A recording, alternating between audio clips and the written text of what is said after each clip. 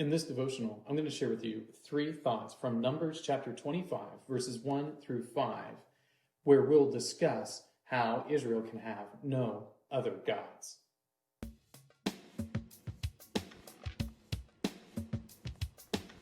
Numbers 25, verses 1 through 5 says, "While Israel lived in Shittim, the people began to whore with the daughters of Moab.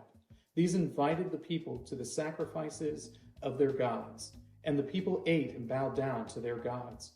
So Israel yoked himself to Baal of Peor, and the anger of the Lord was kindled against Israel.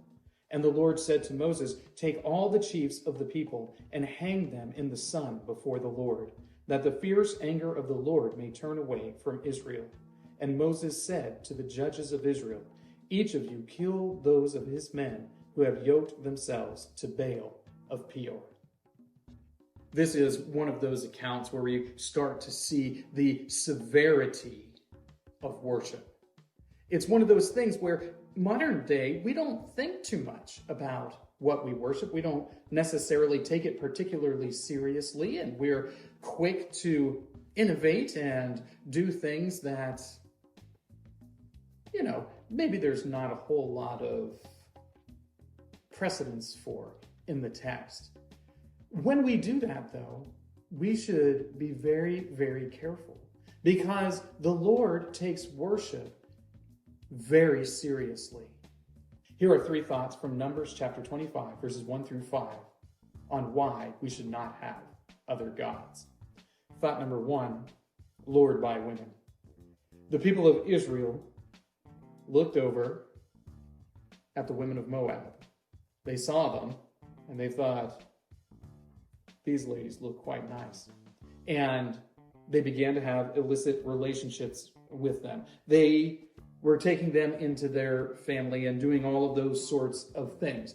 And as a part of that, once they started bringing them around, those ladies invited them to participate in their worship. Here's the deal. There are constant temptations for us to worship other things.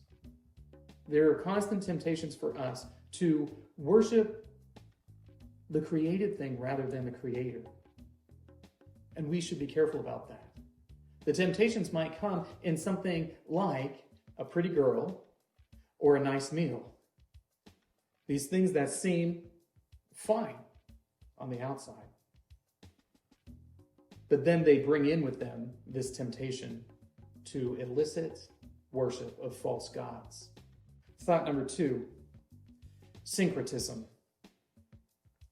When the men of Israel were chasing after the Moabite girls, they were not thinking that in doing so, that they were going to reject their own people. They didn't think that they were doing any great crime. They were simply participating in these activities that these ladies were inviting them into. They didn't think a whole lot of it, because they came from a culture where it was perfectly appropriate to worship different sets of gods. But the God of Israel does not tolerate syncretism. He doesn't tolerate the melding of multiple ideas, multiple religious concepts together into making something new. We should pay attention to that too, as there are many temptations to syncretism for us today. Thought number 3, idolaters killed. Just in case you weren't convinced that this was a serious crime, the punishment helps us to see just how terrible a crime it is. The men of Israel who participated in Baal worship were hung. And this hanging, it was probably some sort of impalement, and it was a public execution.